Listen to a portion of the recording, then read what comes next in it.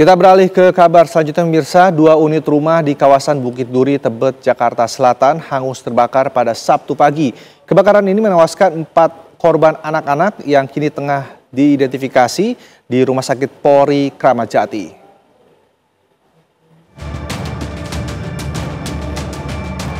Kebakaran melalap habis 4 rumah warga di permukiman padat penduduk, Kelurahan Bukit Duri, Tebet, Jakarta Selatan pada Sabtu pagi.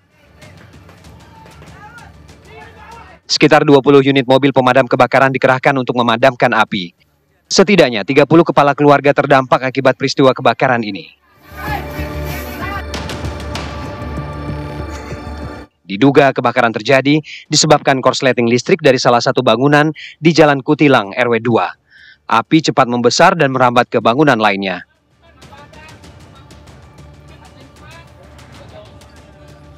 Usai memadamkan api, petugas langsung mengevakuasi 4 jenazah korban ke Rumah Sakit Polri Kramat Jati untuk otopsi. Informasi awal tadi yang terbakar rumah 2 lantai, informasi demikian. Keseluruhan kita kerahkan 20 unit update ya, bahwa korban meninggal itu ada 4 orang, dan sementara sudah dibawa ke rumah sakit. Dinas Penanggulangan Kebakaran memperkirakan kerugian akibat kebakaran ini mencapai ratusan juta rupiah. Kasus kebakaran di pemukiman padat penduduk ini kini ditangani Polsek Tebet, Jakarta Selatan. Dari Jakarta, Haikal Vandea, TV One mengabarkan.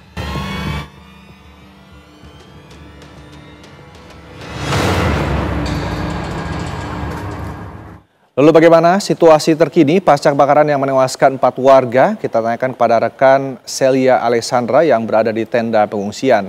Celia, bisa diceritakan bagaimana kondisi para korban saat ini?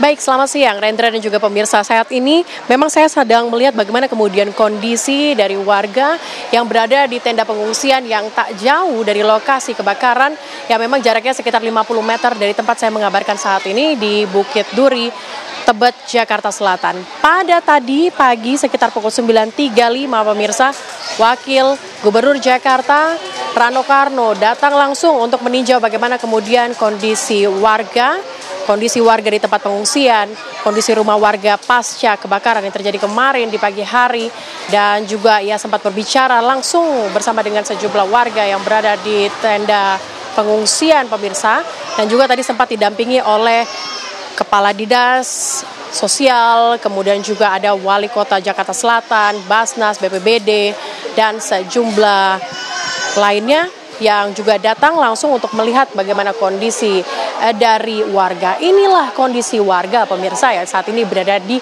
tenda pengungsian. Ada 25 jiwa yang ada di sini ataupun 25 korban dari 10 keluarga pemirsa. Yang menjadi pertanyaan kita pada kesempatan kali ini, tadi Wakil Gubernur Jakarta sempat mengatakan ada sejumlah opsi yang ditawarkan kepada warga, yakni nantinya akan membedah rumah warga. Ia pun juga tidak menapik kalaupun ada warga yang ingin direlokasi. Kita tanyakan bagaimana dan apa sebenarnya yang dibutuhkan oleh warga yang mengungsi ataupun berada di tenda pengungsian saat ini. Saya akan tanyakan pemirsa, sudah bersama dengan saya saat ini ada sejumlah warga. Halo Mbak, dengan Mbak siapa namanya? Iya, dengan Riena. Mbak Riena, ini bagaimana kondisinya saat ini Mbak? Kondisi apa nih? Rumahnya udah hancur. Iya. Kalau kondisi Mbak? Ya, kurang baik. Sama siapa saja di sini Mbak? Saya tinggal sama ibu. Dengan anak saya juga. Tadi sempat Wakil Gubernur Jakarta datang ke sini, apa saja kemudian yang dibicarakan bersama dengan warga Mbak? Ya, mungkin untuk relokasi. Karena kan kalau yang lain ngontrak mereka bisa tinggal di mana aja ya. Karena ini rumah tinggal saya dan keluarga.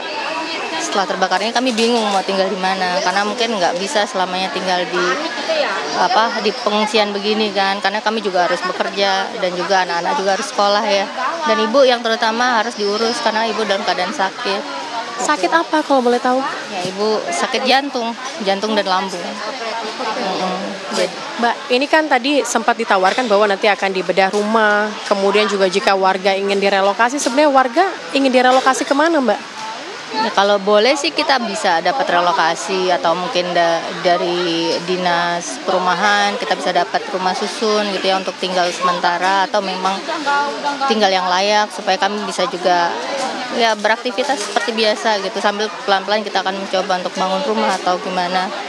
Tapi ya untuk saat ini kita perlu banget ya tempat tinggal.